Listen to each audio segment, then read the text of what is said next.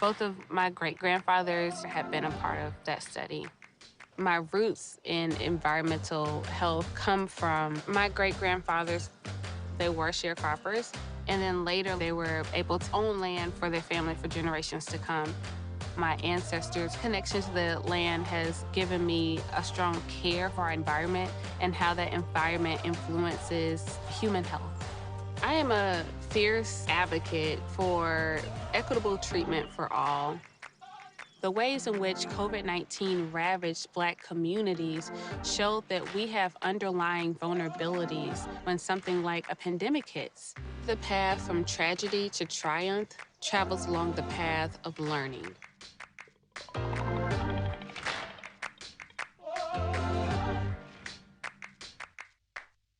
Industry was hurting, but I done bandaged the rope. Now I got too sick with it. Now we done found us. You know, I mean, here comes Monmouth, the defending champs. Now they come in at North Carolina A&T for homecoming. Advice to Monmouth for homecoming at A&T. You're giving advice to Monmouth? Yes. Very much needed advice for Monmouth for homecoming at A&T. Leave the band at home.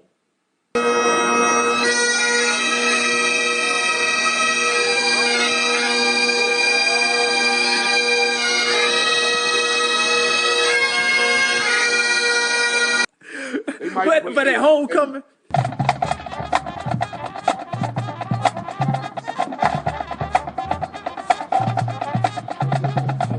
you can just get the whole 20 minutes to A&T.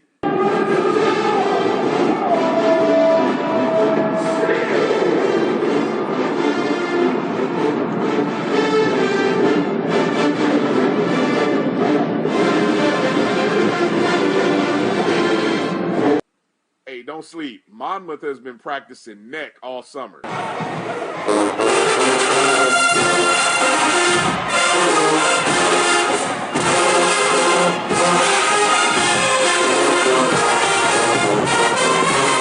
When we see Dr. Lee get out there on the field, we know something.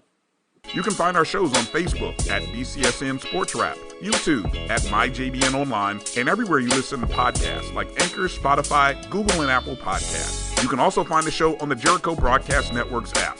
Make sure to download. We look forward to you joining the conversation and being a part of the show. You're looking for the latest information on Southern University sports, the Southwestern Athletic Conference, and HBCU athletics. There's only one place to go. Tune in to the Carlos Brown Show, exclusively on the Black College Sports Network.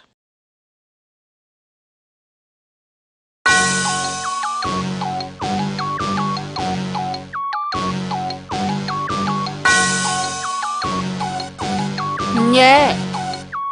I love my HBCU, and boy, I love it, I love it, I love my HBCU, and man, I hope my team they won, yeah. I hope my team they won, yeah. Man, I hope my team they won, yeah. I hope my team they won, yeah. I tune into the HBCU Sports Lab to see if my team won or lost.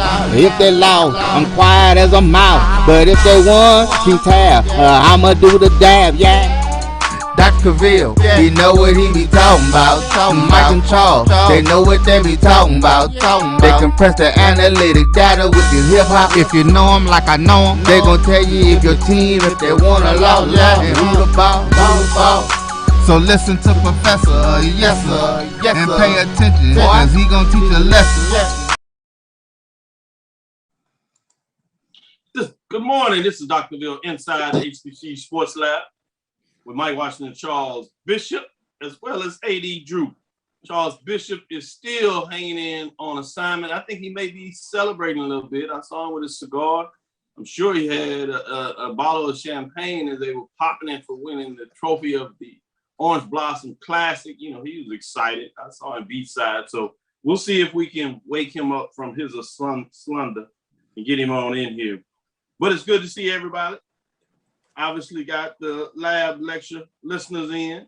Price, LaShant, Harris, Ralph, Willie Mack, Reginald Johnson, Eric Lockett, Stan Hardy, Bill Russell, James Bryant, all in the lab as we get started. So with that, welcome to episode 175 of Inside the HBCU Sports Lab radio show and podcast.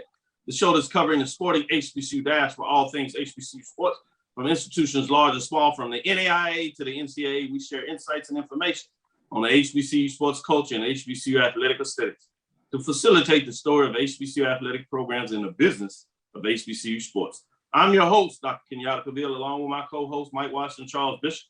We're filming from our home studios and sending a signal live, as we always do, in the beautiful home of Texas Southern University from Houston, Texas. And that's sending a signal live across the country.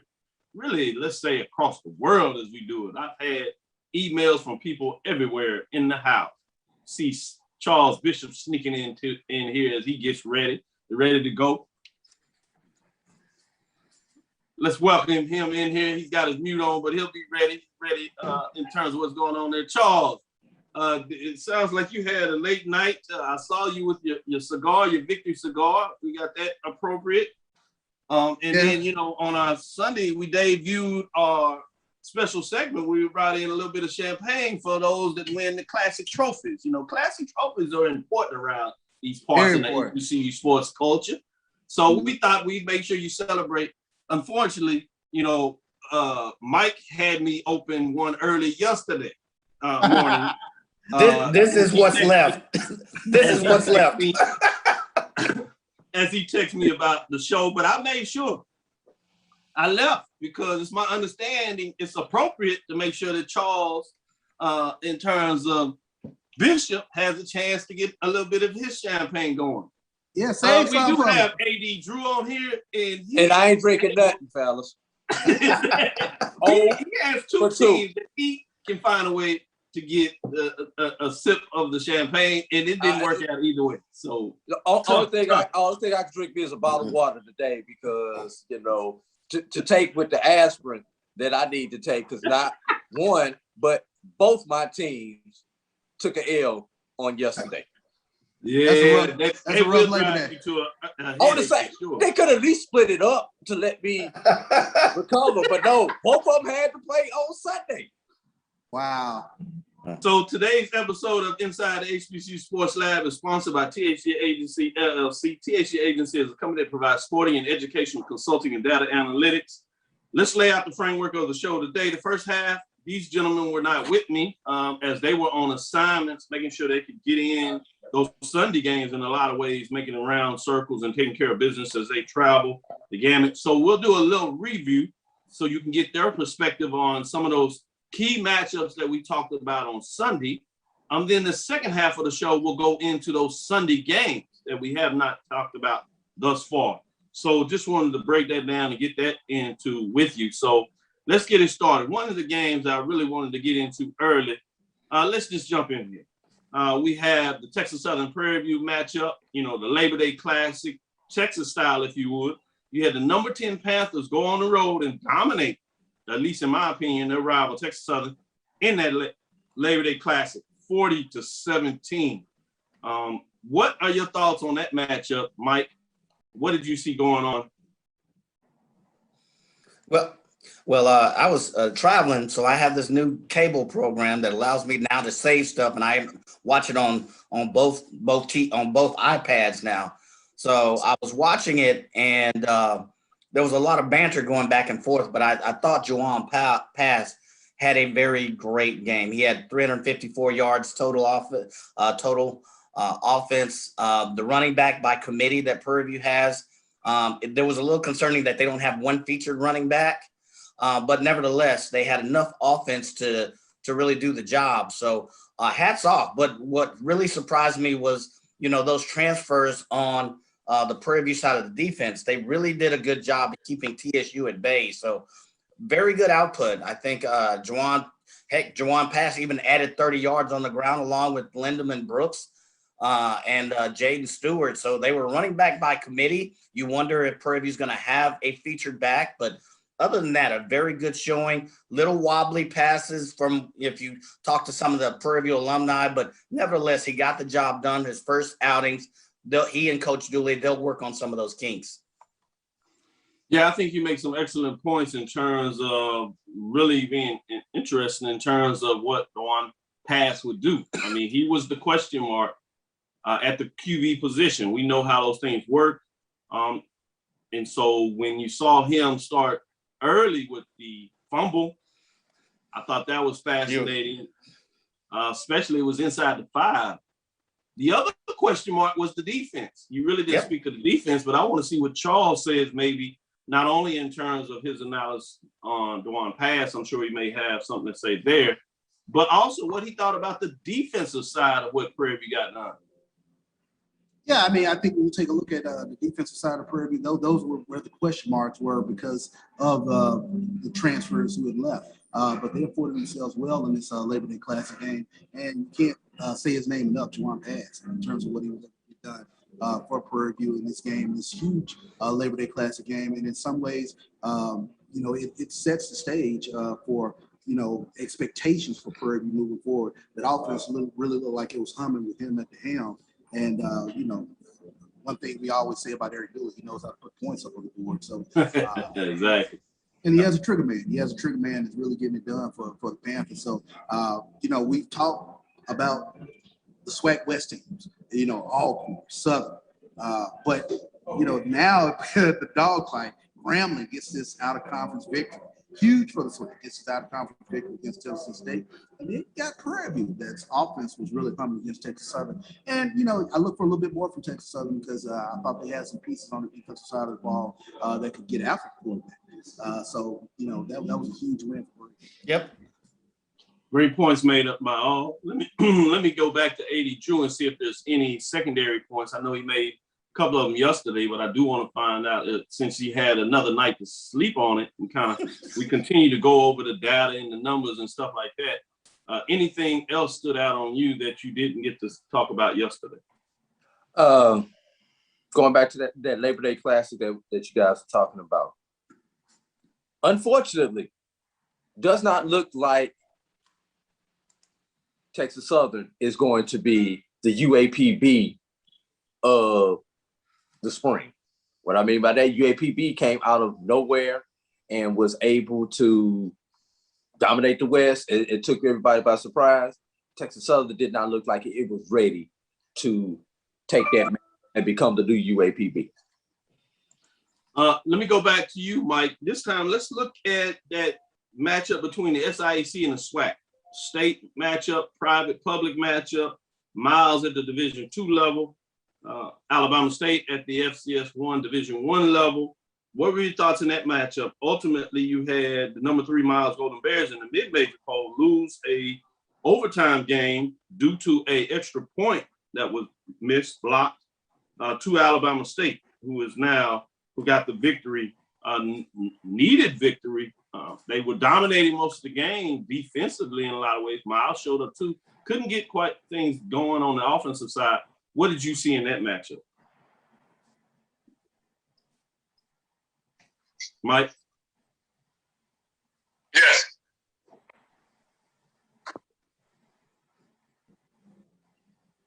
Let me go to you, Charles. What do you thought of that matchup? Yeah, what was the matchup again, Dr.? That was the Alabama State Miles matchup. Oh yeah, tremendous matchup when you talk about the SIAC versus the SWAC.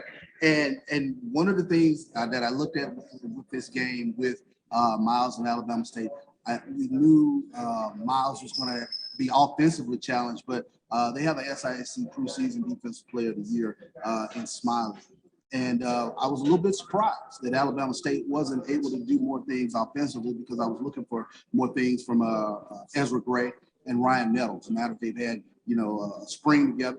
But defensively, Alabama State is who they are as advertised. Corey Clark in the middle, tough linebackers, tremendous secondary, and they held down Miles. But I tell you what, to get that win over an SIAC opponent, you need all those out-of-conference check marks, Dr. Bill. We always say that all the time. So kudos to Alabama State for getting a win over a tough and pedigree program in Miles College.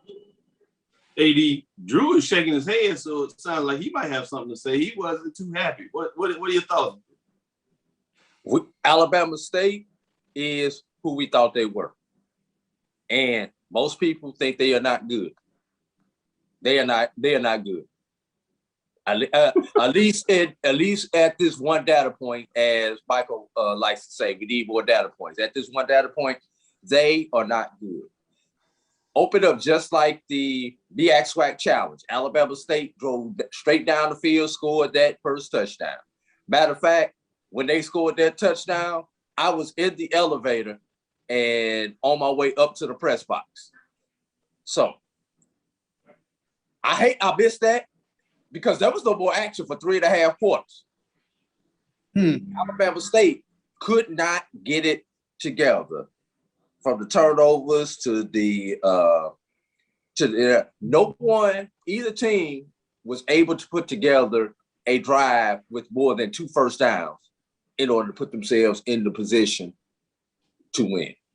Well, I think in some ways, game one of a lot of games that I watched this past week, some teams just didn't have that offensive rhythm that you love to watch and have. Outside of Alabama, A&M, South Carolina State, no team seems like they had the offensive rhythm. And some of that is, game one. Some of that is you going against a stout, fundamentally sound defense. So that's why I take my hat off to Miles, because we knew Reginald Ruff was going to have this team prepared to play a SWAC team, as most of these SIC teams are. They come in with that chip on the shoulder, much like we see MEAC teams now with that chip on the shoulder playing these SWAC teams. But I was expecting a close game, but not that close. I was still expecting Alabama State to get the W, but a little bit of that is just honestly my SWAC arrogance, and I have to be able to try to check that, at times, because you take a look at who the SWAC has, you take a look at the personnel on paper, and just because you're not as familiar with, the personnel on the SIAC side, sometimes you tend to discount, what they're playing with, but it's quality ball being played in that conference. And we've seen it with Miles. They are a pedigree program, 4 conference championships in the past 5 years. So the outcome shouldn't be that totally unexpected. But great point. Let's take a pin in that, and let's take a break as we get into the end of this first quarter, and we'll get into that second quarter. And then we're going to pivot and talk about some of the Sunday games, because I know Charles got to make some moves. And then we'll get Mike back in here. This is Dr. Cavil inside the HBCU Sports Lab with Mike Washington, Charles Bishop. Stick with us. We'll go into our first quarter break, and we'll be right back for the second quarter. It's just getting hot and heavy. We're going to go into some of the Sunday matchups, and then we'll come back and revisit in the second half of the show some of the other matchups with that. So stick with us. We'll be right back after this quick break. So let's get back to strolling instead of scrolling. Before we can safely come together, we need the facts on COVID-19 vaccines. Visit getvaccineanswers.org so you can make an informed decision for yourself and for your fam. It's the show where we take you inside the game before the game begins. It's the pregame.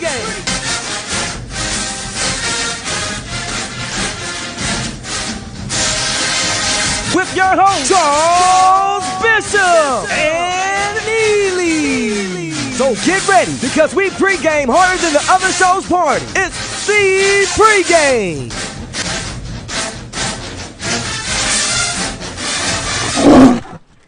Since 2002, Empowerment Resources, Inc., a nonprofit organization, has empowered more than 1,500 youth and adults in Duval and surrounding counties through its programs Journey into Womanhood, Girls Mentoring, Life Skills for Teens, and Parenting Education Coaching. To get involved with programs, volunteer, or donate, visit www.empowermentresourcesinc.org. Follow us on social media, facebook.com/empowerment.resources and instagram.com/empowermentjax. Support the Black College Sports Network so we can continue to provide you coverage. Go to myjbn.com/support and be a part of the Black College Sports Tell everybody Network. they can follow their dreams.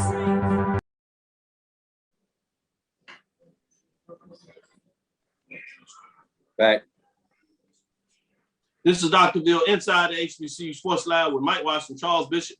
We have AD on giving us some sideline reporting and doing the production on the backside, as they say it. You know, they got that new word they use, the field analyst. So we gonna juice it up a little bit. Our analysts over there, giving us all that side note. We're gonna get into some of the Sunday games because I know a lot of folks have interest in that. Before that, there's one game that I did want to make sure I got both of your opinions on. That was a big game. It was a top 10 matchup with South Carolina State coming in at number 6, traveling to the number 1 team, at least in preseason polls. And we'll see what that looks like on Tuesday because the new poll is coming out.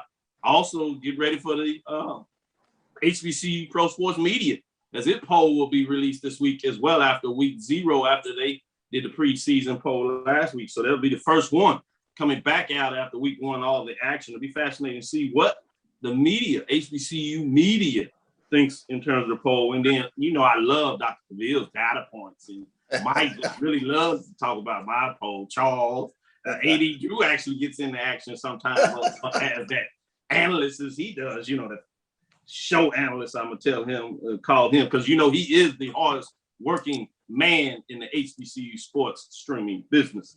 With that being said, let me stick with you, Charles, since we ended off on that data point. South Carolina State, Alabama A&M, man, fascinating matchup. Literally went down to the end. I know there were some other folks that want to look at other teams that go to Celebration Bowl, but by definition, this could have been a preview to the Celebration Bowl with Alabama A&M. Many people have them coming out of the SWAC. Also, South Carolina State, preseason number 1. Many people have them coming out of MEAC. This is one of those games, although it was not on the various networks, it was streamed from Alabama A&M. It lived up to it. What were your thoughts in terms of Alabama A&M and the South Carolina State? The Bulldogs had dog fight for real. Oh man, this was one of the more fascinating games to watch, and I was curious because it could very well be a Celebration Bowl preview. When you take a look at South Carolina State being picked to finish first in the MEAC, and Alabama A&M defending Black College national champ from the spring. But I tell you what, Corey Fields and Shaq Davis for South Carolina State, that's a tough duo to deal with. But Aqeel Glass, I mean, you can't say enough about him. I don't have the stats here in front of me, but I think he passed for over 400 yards in this game. 426, 4 touchdowns. Yeah, and that's carving up a tradition-rich South Carolina State defense. That's true.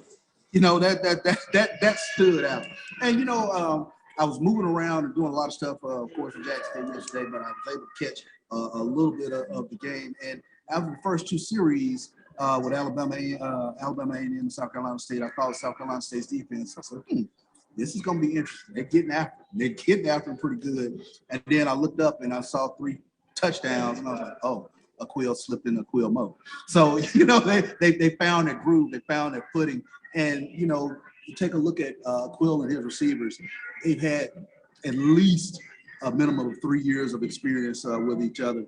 And that chemistry is just beautiful to sit back and watch them throw the ball around all over the place. But, you know, that's a data point. That's a heck of a win over a tough South Carolina State team, a team that you expect to be right there in the mix toward the end of the year. Yeah, it's going to be fascinating. We'll get a chance to talk about the Orange Blossom Classic that featured Jackson State and Alabama A&M. And it was the total opposite side of that type of game because it was a defensive matchup. I only bring that up because we'll go in more detail as I go to each of you all. But sticking with you, Charles, what are your early thoughts after one data point? We know it's just one data point. I love Mike bringing that up there. One data point, right? Mm-hmm. You know, Jackson State in that in that Alabama A&M matchup for homecoming is going to be fascinating. So especially after one data point, defensive side of Jackson State, obviously, and the offensive side of Alabama A&M.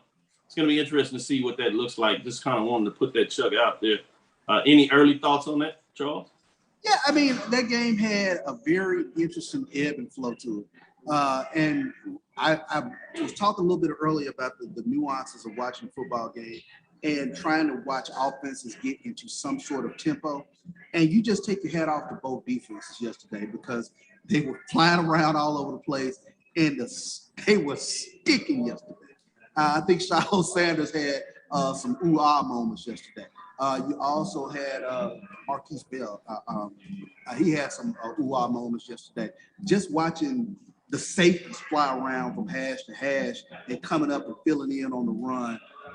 That was phenomenal to watch. If you're a football head, if you're a person who likes to watch good defense, the way both teams' defensive line really got after it yesterday, the linebackers filling holes, that was a true defensive ball game. And it was very tough. I'm talking to offense coordinator from Jackson State, very tough to get into some sort of rhythm yesterday.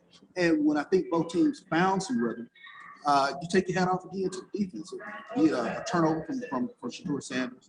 I think that really stymied Jackson State in terms of what they were able to do yesterday, because when they got some things moving, a turnover happened. When Florida A&M got some things moving, you might have had a penalty, false start or whatever. So, they were playing behind the chains. And just take your hat off to the defenses yesterday.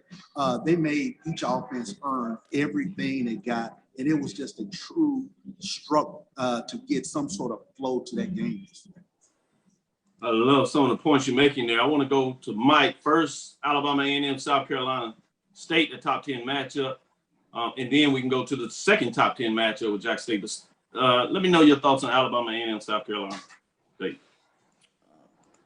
Oh, well, man, we expected, I think CB alluded to, South Carolina State to be a defensive team. I did not expect this much, offensive output from South Carolina State. And Corey Fields, tip your hat to the guy. He had a good game. It's just that, and you look at this game, it's over 1,000 yards of total offense. And 426 yards total passing for Alabama A&M. Despite leading in the turnover game, they found their stride. And Akil Glass, once again, is as advertised. 28 of 49. I think CB alluded to that. 426 yards, 4 TDs. But the one takeaway or the one data point that, I'd have you leave is we talked about in the spring, that receiving core for Alabama A&M between Brian Jenkins, Abraham, and Allaire, between the two, they had 350, 400 yards of receiving. So you wonder how this team is going to do against a defensive juggernaut. You saw the revamped Jackson State defense flying all over the place, as CB alluded to. How will they fare against them? How would they fare if they, ended up paying a FAMU? We know that the offense is clicking now. They don't see after the first quarter. I don't think they lost a step. And oh, by the way, they had a 100-yard rusher in the name of Gary Quarles, 22 carries for 129 yards. So they came in as advertised in South Carolina State. Corey Fields, he was the leading rusher and the leading passer. So both teams played well. It's just that Alabama A&M has a lot of offensive power, firepower. So they're going to be tough. A lot of folks picked them to not only come out of the East, but to come out of the SWAC. And this is one data point. That's a really good data point. They look good. Yeah, we would say so early. I love that. A really good data point. We got to add that to the lexicon. With that being said, I'm going to go to AD Drew. One thing that's interesting, a lot of people are picking on Alabama's defense, but if you really go in and look at that game, 21 points scored by South Carolina State. Give them credit. They scored the touchdowns, but they were short fields on turnovers. You talk about Brian Jenkins, his first time touching the ball was on a punt where he fumbled the ball on the punch, setting him up for a short score by South Carolina State, where when they picked up the ball, they were already in the red zone. Similar to what you've seen with Prairie View and Texas Southern. Prairie View's defense, which I hadn't seen happen back since you're talking about the Purple Haze defense. When, let me bring up this name to you all. Y'all, you might remember this. Heights Northern, when he was the defensive coordinator of their top 5 FCS defense that could stop teams on a quick turnover like that. I hadn't seen that from Prairie View since then, so it's fascinating. Not to rehash that, but really what I wanted you to talk about, AD Drew, is what are your thoughts on that FAMU Jackson State matchup as you've seen it yesterday? I just want to get this one point on this the Alabama A&M game. Greatest game no one saw, because it was not easy to find that game, and it arguably was the best game of the weekend. I won't say the best, but it had the most action of the weekend with 80 points scored in that particular game. So, you know, I just hope. And it had a little bit of everything too. You're right. Yeah, it had a little bit of everything. Last point on this: how many teams is Alabama A&M going to be able to just outscore? Right. They've got to be able to tighten up their defense now. Yeah, but I want to push back on that a little bit because, as I said, that's why I was interested in get your take on that since you're going there. Is 21 points off turnovers. I mean, but the opportunity. So that means you had, in terms of length of field, because I also like to see what teams can go to length of the field. I love what Charles Bishop said when you're in there. When you really go in and start watching the games, there's things that you start to really look at when you look at the nuance. You know, how do you see one team's offensive line? Who's controlling it? And when you talk about that Jackson State FAMU game, you know, a lot of people are going to say, hey, I'm not scared of either one of these offenses. Obviously, with FAMU, there may be some questions at the quarterback position. But once they found a little rhythm, you saw that go down. But I also would say, talking about Mike, a data point, how much of that was the defensive schematic, obviously by the players that Jackson State was able to do, that didn't allow them to get in the rhythm? Can everybody copy that? Every team in this league is not going to be able to copy exactly what Jackson State did without leaving some gaps open. So every game has its nuance, and I love that we talk about these data points because I'm interesting, because I think we get this in some of these, sometimes we get in these trite framework. Alabama A&M's defense, Alabama A&M defense. Certainly it's not one of the top and not going to be a top defense, but can you argue yesterday how much of that was credit to South Carolina State really being a stronger offense than we usually traditionally see them as? Yep. Versus how much of that was the fact that Alabama A&M's defense is very poor. I think we'll be able to see that over some data points and maybe get that. And maybe you're right.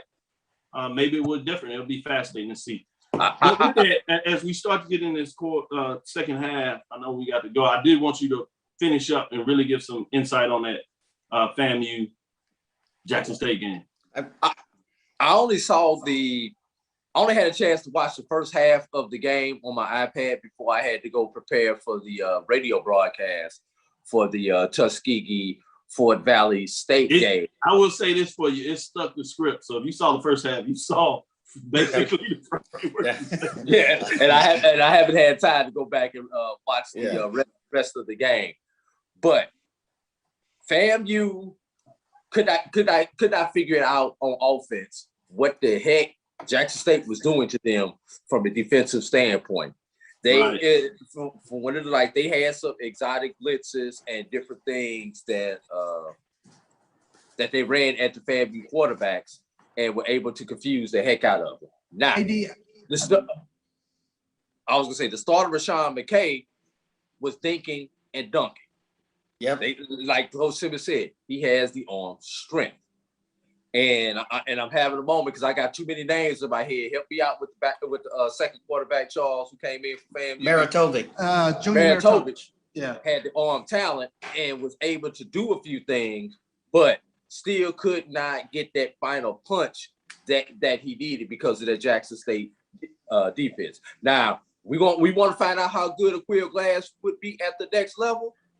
That's what that homecoming matchup is going to be. Yeah. Because he will be playing a defense that will be running NFL concepts. If he has success against that type of defense, he may be a day 2 draft pick. Agreed. Let me say this, AD, and this is just being embedded in Jackson State practice. That defense was very well prepared. Dennis Thurman called a tremendous game against Florida A&M. There was no personnel, no set that was not seen. When I say they were scouted very well, I think that contributed tremendously to Jackson State really clamping down on Florida A&M's offense. When I started kind of taking a look at this game, they were able to really do some things that they just could not do in the spring. You mentioned you can't get that insight anywhere else except for Charles, as he is getting to really get an inside look at the Jackson State program. So check out the pregame show because you continue to get insight like that throughout the week. Let Mike jump back in here as I know he wanted to get a bit. Then Drew, you can quickly say something. Then we're going to end up going to break. Go ahead, Mike. Yeah, CB, I know you were there. And like AD, I only got a chance to see maybe most of the first half because I was in airports. At 3 yards per pass for FAMU, 3 yards per pass the whole game. That's what they averaged. And I think it was like 3 yards per rush. Was there a commitment to stop? Obviously both, because it looked like JSU just won the battle in the trenches from my perspective. From talking to the defensive line coach, Jeff Weeks, they expect the Florida A&M to try to get that running game going. So first and foremost, there was a commitment to stop the run. Yeah, it's kind of cliche, but you want to make teams one-dimensional. And from that, once they sort of made them one-dimensional, they were able to do quite a few things. They were able to show blitzes. They were able to come. They were able to really cat and mouse once they had stopped the run. And I think those were some of the things that I started to notice with regards to the game, that, Florida A&M was not able to get their running game off the ground, and it was a full-out commitment to stop the Florida A&M rushing attack. Wow. This reminds me of the FAMU Grambling State game where both teams came in with a lot of offense that was in the Circuit City Classic, and the defense really controlled the tempo of the game, and you had maybe one big play that allowed Grambling to win the game like 12-9 or something, really low scoring game. One of the things I've seen in this matchup, as you talked about, is Willie Simmons and FAMU really likes to get the ball out in the flat, tends to get it out quickly, and they picked up on that. And they decided, like you said, let's commit to this run. They will try to open it up. They flashed in the middle and really stacked up everything. And you could tell that the Florida A&M offensive line was not really ready to see them come in that attack mode. So they were always trying to figure out who is the blitzer. And they just would miss folks. It was young people trying to learn the game on the fly. And I don't think we understand that these young men are not professionals, not only in terms of their skill set, but their time availability to practice things over and over. They don't have that type of time. So when something is changed on the fly, it becomes much more of a challenge.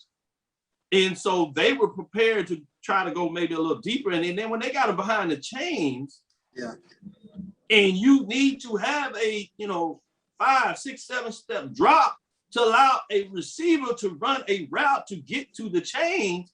By definition, if I can get to the quarterback faster than I can allow them to run the rope, game is basically over. And that's what they did.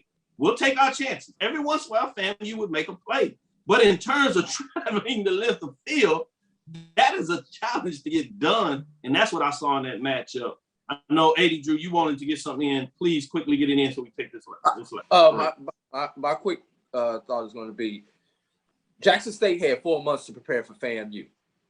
Especially now, school is in, when you have the 20 hours of contact that coaches have per week according to NCAA rules. How quickly can Jackson State turn those concepts over to prepare for different opponents week to week to week? That's what's going to be the test of how good this Jackson State team can be. I also want to be interested to see about that offense, because that offense is going to improve. We saw some highlights. If they get into an in regards to, especially in the second half of the game, I thought part of it was because FAMU defense was just getting tired. Let's give credit to the defense of what FAMU did. As much as we may have had some concerns with the offense of FAMU, their defense stood the test too and went toe-to-toe with Jackson State defense in terms of keeping them in that game. But it'll be fascinating. Both of these offenses will get better. I mean, you got solid players on that side of the ball. You got talent. They just played up against the juggernaut for week 1. So it'll be fascinating in a lot of ways to see what both these offenses will do the rest of the year. But again, this is chess. This is a chess match. Matchups mean everything. offensive plays, and I love what you're talking about, AD Drew. How does that look week to week as you try to look at a team, find out a schematic? Sometimes you're going to find some jewels, and sometimes young men, you're going to fall on your face, and it'll be interesting to see, because I think the last thing I'll talk about is the SWAC is relatively deep with talented teams on at least one side of the ball, which will give some teams fit. So let's go into this break. Dr. Bill's Inside the HBCU Sports Lab with Mike Washington, Charles Bishop, AD Drew. I hope the lab listeners are really enjoying a lot of the comments that are going in here. I see that you're flushing it out as we give you some breakdowns on what we see. Type in your comments as we get going and see, do you agree with some of the things we're saying? Do you have some other points? We'll be right back after this quick break. Did you want to say something real quick, Charles? Yeah, one quick telling stat to tell you how much of a defensive struggle it was. Jackson State only 3 of 14 on third downs. Florida A&M only 5 of 17 on third downs. Jackson State only averaged 2.3 yards per rush. Florida A&M only 3.5 yards per rush. So it was just a defensive dogfight, if you will, just a good old-fashioned defensive dogfight.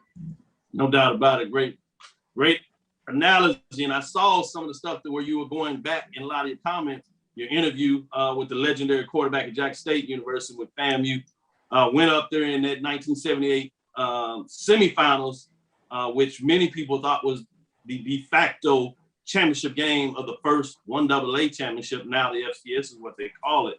And you were right. It took you back to some of those ironclad defensive units from both of these teams. Fascinating in so many ways. Let's get out of here. Dr. Bill's Inside the HBCU Sports Lab. Let's take this quick break. We'll be right back on the other side, the second half of the show.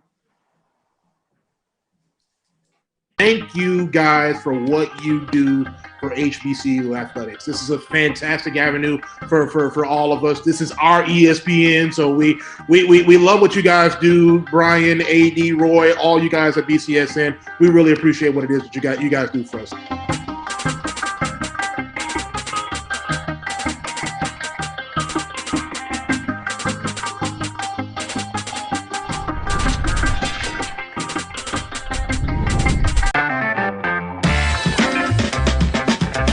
Your ad could be ran here.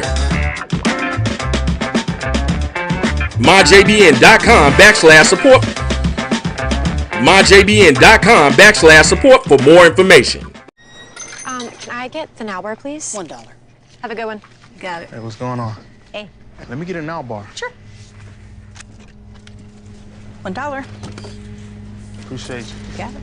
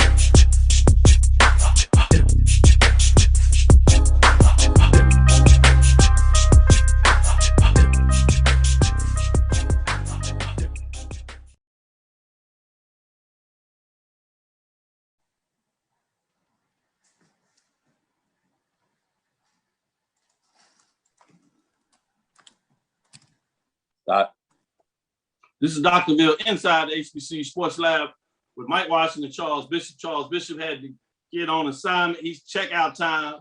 You remember old Tupac had that one. I love it in hotels. You got to go. You might not have to go home, but you got to get out of here.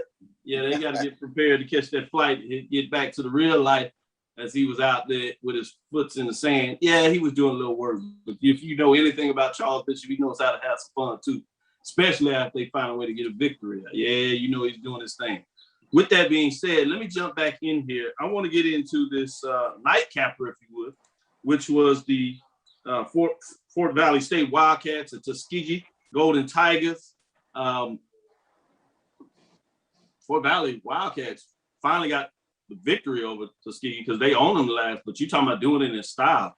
Man, they really took the task to Tuskegee. I'm going to stick with you, AD Drew, because I know you wanted to talk in multiple facets. Yesterday, we had the tit for tat a little bit with BJ Jones talking about Coach Slater talking to herself about the AD getting on the phone, and I think she said there may be inter ego, somebody else he may need to alter ego. I should say somebody else he need to talk to.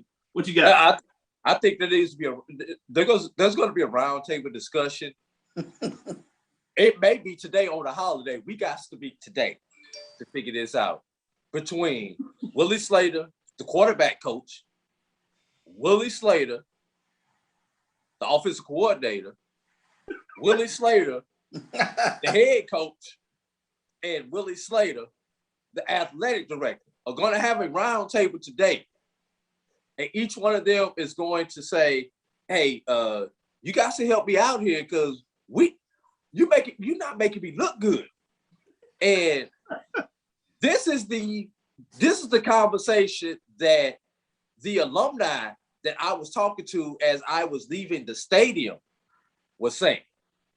So the alumni recognize that it's all right. Coach Kevin Powell's defense played tremendous despite that score. That defense was given short fields so many times. It just finally, the dam finally broke. That's the best thing that I could say, because I guarantee there were 4 or 5 times in that game where Fort Valley picked up the ball on the plus side of the field there. Now, both teams turned the ball over. But speaking of defense, Fort Valley's defense is going to be a force to be reckoned with. Well, way too early data point. Is Fort Valley's defense that good, or was Tuskegee's offense that bad? We'll put it like this, because Tuskegee, until the last drive of the game, had negative rushing yards. They wound up the game with, that's not for the fourth quarter, that's how many total rushing yards they had for the game. 4 rushing yards for the entire game on approximately 20 rushes. And Fort Valley defense, they stopped Tuskegee so close to the goal line, if the center sneezes, the ball is in the end zone. That's how close Fort Valley defense came with that goal line stand. Man, great. 4. He said it's not fourth quarter. That's 4 yards. Mike, what are your thoughts in terms of Fort Valley and Tuskegee? I love it. Great one. Man, you say that this may or may not be a data point. I did watch at least the last half of this game last night. Remember a couple of weeks ago, we were talking about your poll. You had Fort Valley at number 6. And what did Mike say? Mike said Fort Valley. No, Fort Valley was not in the poll. No, I didn't have Fort Valley. That's Albany State was number 6. I didn't have Fort Valley in the poll. I thought they were number 6. To your point, Mike. I thought they were number 6. I'll go. No. But I said, remember, Fort Valley has beaten Miles 3 of the last 5. You did say that. I did say that. I said you said they should be in the poll. Yes. But this defense was flying around. I think it's a combination of both, to your point, AD, that Tuskegee, they couldn't get out of their own way. They were flying. I think they're 2, and the names escape me. 2, they had a linebacker and a safety. Between them, they had about 8 sacks. I mean, seriously. So they were flying around the ball. Tuskegee could do nothing. They scored 21 points in the third quarter, and then it seemed like they kind of let up a little bit, but Tuskegee was helping them out. You mentioned the short turnovers in the wrong field, but Fort Valley, give them credit. That defense looks every bit of the part. And speaking of that defense, I saw a play in that game that I probably have not seen since like little league football, when you got like an 11 to 12-year-old team, and one team is full of 11-year-olds, the other team is full of 12-year-olds, but they got to play in the same league. I saw a strip 6 for a touchdown, a 60-yard touchdown. Yep. Not a fumble 6, not a pick 6. Reach in, snatch the ball from the running back, and run the other direction. A strip 6 for a touchdown, 60-some-odd yards. You do not see that too often in college, in football, period. Yeah, you're right. Yeah, that was wild. Karen Griffin says the TU Nation is in shock. Yeah, that gets back to the need for the roundtable for all things Slater. I love it. Yeah. With that being said, and I love Coach Slater. I love Coach Slater. Coach Slater is the epitome of what of Tuskegee and what Tuskegee. This is not to jump on him in that way, but you're right. This is not going in the right direction. But if anybody can change it, it's going to be Coach Slater. He needs to get that done. Let's take this quick last break. Dr. Cavill's inside the HBCU Sports Lab with Mike Watch Charles Bishop. We're going to get back in and talk about the Tennessee State Grambling Tigers game, the last Sunday game. Then we'll have some wild cards in terms of games from Saturday that we haven't talked about that we'll see if anybody wants to get in there and really break down. With that being said, stick with us. We'll be right back. Our last break as we get into fourth quarter. This is Dr. Cavill inside the HBCU Sports Lab with Mike Watch and Charles Bishop. Guesting coming in here, providing us some thoughts as AD Drew. Let's get back to getting ticks instead of watching flicks. Before we can safely get out there, we need the facts on COVID-19 vaccines. Visit getvaccineanswers.org so you can make an informed decision for yourself and for your crew.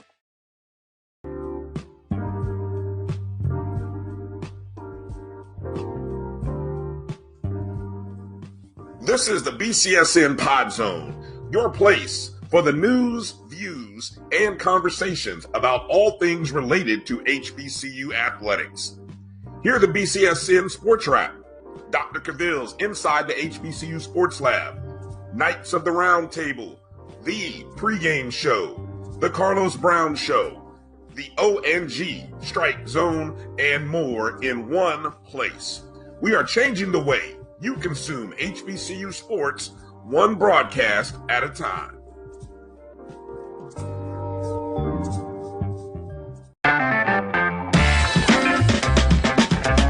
Your ad could be ran here. MyJBN.com/support. MyJBN.com/support for more information. This is Dr. Bill inside the HBCU Sports Lab. One of the last Sunday games we'll talk about is one that really focused on championship pedigree, the blue bloods, the black bloods, red, black, and green bloods, if you would, of HBCU football. Grambling State, Tennessee State, the Tigers were in a cat fight, defensive cat fight, similar to what we talked about with Rattlers and Jackson State. This one, I don't know how much was just the defense or a little ineptitude on the offense. Tennessee State ended up playing three quarterbacks. Jeremy Hickbottom got in there and had some actions. 8 for 10, 65 yards, 6.5 carries. Tucker Pope did a little better, 1 of 2, 31 yards, 15.5. And then they had Devion Bryant. That was 4 of 12, 22 for 1.8. So they were combined 13 of 24, 118 yards, 4.9. Grambling had Elijah Walker. They played the whole game. He was just 4-11, 43 yards. Rushing game, but it wasn't like they just had a lot of rushing yards, and it was done by a combined effort. Tennessee State rushed for 112 yards, while Grambling rushed for 141 yards. So nothing offensively to stick your hat on, but defensively, it was a intriguing matchup. Came down. Grambling did what they had to do. They were able to run out the clock and make some great defensive plays, especially late in that game, as it looked like Tennessee State maybe was trying to drive to see if they could make a last stance and rip the victory out of the hands of Grambling State Tigers. But big one, as we talked about some questions from the coaching staff over there. Big win from Grambling any way you look at it. Mike, what are your thoughts on this game? Yeah, big win. You mentioned the rushing attack. Tennessee outgained Grambling 230 to 184. But the problem is you can't win when you commit 18 penalties for 150 yards. That can come back and bite you. I mean, you know, and then you talk about the quarterbacks. I understand quarterback by committee, but this is a whole conference of quarterbacks. They Jeremy Hickbottom and Bryant. Oh my gosh!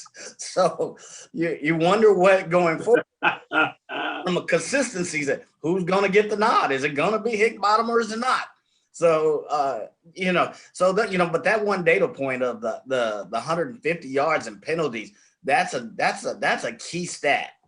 They also went 3 for 13, not as efficient as Grambling, which was 6 for 13, almost 50%. So not as efficient with the offense. So both teams were almost equal in time of possession, but you just kind of wonder. It's a good win for Grambling. Their defense played solid when it had to. So kudos to Grambling on this win. Yeah, great point. As I shift and take it to AD, Grambling ruined the debut coaching of Eddie George. And then sometimes when you see his face on the sideline, he's like, man, what did I get myself into? Because he offensively, he was quite frustrated. What are your thoughts on this game here? Let's look at some positives for Tennessee State in this game. Okay. They won time of possession. Great rushing attack. Trying to find a third fella. I know. I was wondering what's going to be next because I said that's fine. Some. I didn't say 8. Some is more than one. So we found some. But yes, you are right. Tennessee State is going to have to. We at least got to get down to 2. You can have one play 80 to 90% of the snaps and bring in another quarterback for a change of pace. That's fine. But yes, you was literally changing the tires out on the field on this past on yesterday. And I'm just going off different media reports. I have not had a chance to really lay my eyes on this game and break this game down. But Grambling broke a 6-game losing streak. Very important for the Graham fam. Did you hear that? Yeah. That's that sound relief from the Grambling Tigers Nation. So we talk about data point. Maybe the spring was an outlier for Grambling. Yeah, maybe they didn't back to what they need to do. And we traditionally under 5s, Grambling has been a second half team in as far as the SWAC. We've seen Grambling with 1 win, and then at the end of October, 1st of November, they're in contention for the SWAC title. One last thing. I believe that is also a 6-game losing streak on neutral sites. I got to find the number again. But I believe they broke a 6-game neutral site losing, and we know what the most famous neutral site for them is. Yeah, you have the Celebration Bowl loss, but the other one that people quietly don't realize is the number of games lost, seasons lost in the State Fair Classic. Okay.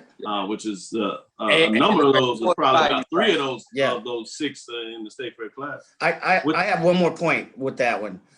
Maybe a data point for frustration. I don't know if it was just this game, but Grambling only attempted 11 passes, but 45 runs. Was the focus to run for this game, or are there concerns with the passing game? I don't know. But that's a data point for future consideration, is that their offense was one-sided, seemingly. Maybe this was for Tennessee. They looked at the film and said, hey, we can rush these guys. They do have a committee of rushers. Their 3 receivers each had 1 reception. So 4 for 11 attempts, but 45 carries. So they obviously were going to do this on the ground, but, you wonder, will you see more of that passing game coming from Grambling in future games? Can I chime back on that quickly? Yes. Maybe Grambling figured something out that a lot of these other coaches should have figured out. Right. Coming off of this layoff, coming off of everything else, your offenses are not going to be clicking at the rate that we are used to seeing. Fans want to see October, November football. It's the first weekend in September. Maybe more coaches should have taken, let's hand the ball off to the running back. Let's go back to a traditional set, because we see our teams have success running the ball.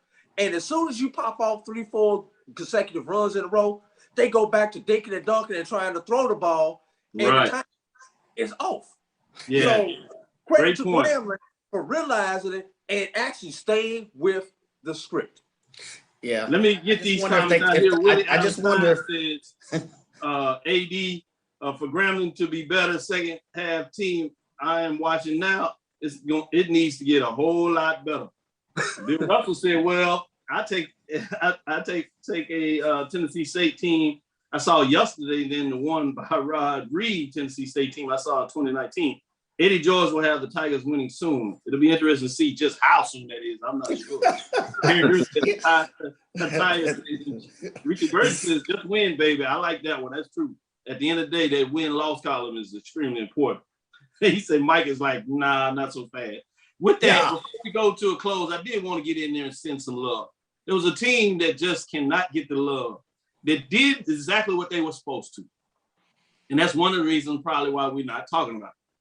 And Mike, your uncle / dad will be excited about us doing the proper due diligence we should. Arkansas Times, he used to call it Arkansas AMNN. They beat up on Lane Dragons 34-16, workmanlike process. They got it done in many ways. Lane, to their credit, was able to put up 290 yards. Tarek McKenzie showed well. To be interested to see if they can translate that into SIC. He did have 247 yards, 8.2, 17 of 30 in terms of his pass, catch, and attempts. 2 touchdowns, did have 1 interception. Skylar Perry continues to do what he needs to do. 18 of 31, 189 yards, 6.1, had a touchdown. In terms of rushing, though, Pine Bluff, 275 yards and 2 touchdowns. They did what A.D. Drew just talked about. They said, that's fine. Our offense will come along. We're moving slowly, but you know what we're going to do? We're going to run the ball. And they ran it down Lane's throats to their credit. Fascinating when you talk about that matchup. Anything quickly that y'all wanted to say? We'll stick with you, Mike, in terms of this matchup.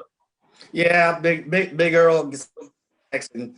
I don't know if you know AG, but he played ball at UAPB with LC Greenwood or whatever, and he lets me know that every time. So I still think that their offense is more. It was a workmanlike game. That was an appropriate description. But even though they had the number of rushing attempts, 44. They still had 33 passing attempts, so their offense was more balanced. Prairie View's offense more balanced. Grambling, not so balanced. So when you play Prairie View and UAPB, you can't just do the run. You're gonna have to shift. You're gonna have to balance your offense a little bit. That's my point. I don't give me that first game jitters. These teams had time to prepare. Yes, you're going to come out the blocks a little stumbly. There's going to be some kinks even in the passing game, but your offense has to be more balanced. So. Fascinating. Any thoughts from you, A.D. Drew? Final couple thoughts. small school shout outs I want to get out here. SIAC action versus CIAA. Clark defeated Livingston. Yes. I'm glad you brought up the Clark 10. So it's just always interesting when you see these cross divisional games. SIAC, CIAA, BAC, SWAC, just for conference bragging rights. Good job to Clark. Also, another small school shout out to Bluefield State. Yep. First time playing in 41 years. They only lost by a score of 21-14. Now, I don't know anything about their opponent. Haven't had a chance, haven't found any film on the game. They lost to Lawrence Tech 21-14. But the fact that you're able to put together a first-year team and see what we saw before the Memorial looked like last year, putting together a brand new team. So kudos to Bluefield State for going out and not winning, but at least competing in their first game in 41 years. Yeah. Well said. We'll leave right there. What do you have, Mike? Oh, yeah. Since we're giving out shout outs, shout out to Delaware State. They beat Bowie convincingly. Bowie State. Most of us had picked Bowie State to come out. Hey, they're going to reload at Bowie State. Delaware State played a tremendous game from quarter to quarter. So shout out to Delaware State. And Hampton found a way to pull away from Union because Union was giving them fits. Yes. Great ones when you talk about some of those matchups. I'm going to give one last shout out myself. Langston getting it done in a conference game over Oklahoma Panhandle State. Langston just finds a way to continue to win. 10-7, kudos to Langston. Just being a consistent mid-major program that finds a way to get it done.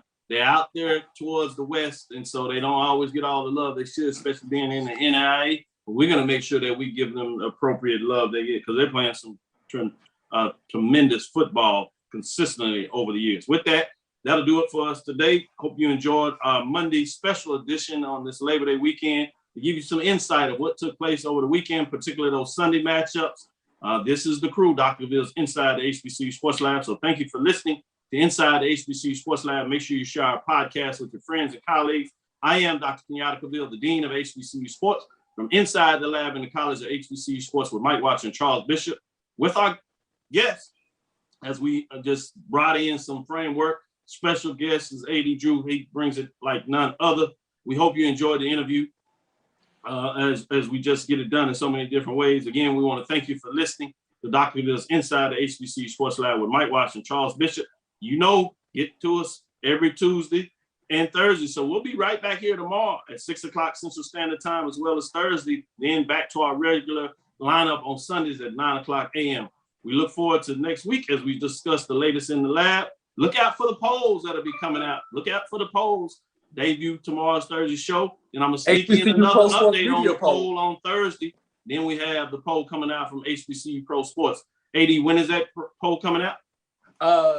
Hopefully it'll be out this evening. It's everybody's got a shorter voting window because of the Sunday game. So hopefully everybody gets their votes in time so that we can release the poll either this evening or early tomorrow. No problem.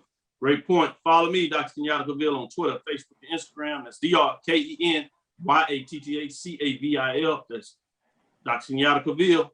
Inside HBCU Sports Lab 1 on Twitter, Facebook, and YouTube. That's Inside the Sports Lab. Make sure you check out our lineup on my BCSN, my JBN, so you can get all of it. You can also catch us in podcast form.